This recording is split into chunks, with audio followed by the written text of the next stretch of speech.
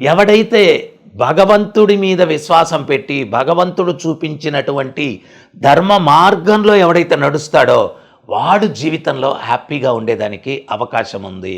స్వామి ప్రభుపాదుల వారు ఇస్కాన్ సంస్థాపకాచార్యులు చాలా చాలా సరళంగా అర్థమయ్యేటట్టు చెప్పారు. ఆయన ప్రభుత్వ చట్టాలు ఉల్లంఘిస్తే ప్రభుత్వం శిక్షిస్తుంది, ప్రకృతి చట్టాలు ఉల్లంఘిస్తే ప్రకృతి శిక్షిస్తుంది.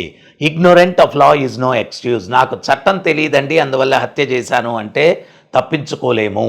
సామాన్య సమాజంలో చట్టం తెలుసుకొని జీవనాన్ని గడపాలా, ప్రకృతిలో జీవించేటప్పుడు ప్రకృతి చట్టాలను తెలుసుకొని జీవనాన్ని గడపాలా. ఆ ప్రకృతి చట్టాలను తెలియపరిచేటువంటిదే భగవద్గీత. భగవద్గీత భగవంతుడు చెప్పినటువంటి వాక్యం. అది స్వయంగా భగవంతుడు చెప్పాడు. మానవాళి సుఖశాంతులతో ఉండడం కోసం అందరూ సర్వేజనా సుఖినో భవంతు, ఏ యొక్క ధర్మాన్ని పాటిస్తే అందరూ సుఖంగా ఉంటారో ఆ ధర్మాన్ని తెలియపరిచేటువంటిదే భగవద్గీత. దాంట్లో చెప్పాను, నువ్వు భగవంతుడు చూస్తున్నాడా చూడట్లేదా, ఆయన్ని నువ్వు చూడగలిగితే చాలా గొప్పోడివి. ఆయన్ని నువ్వు ఇప్పుడు పోలీస్ వాళ్ళు ఏంటి అంటే దొంగని పట్టుకునేదానికి మఫ్టీలో వస్తారనమాట, యూనిఫామ్లో వస్తే దొంగ దొరకడని చెప్పి.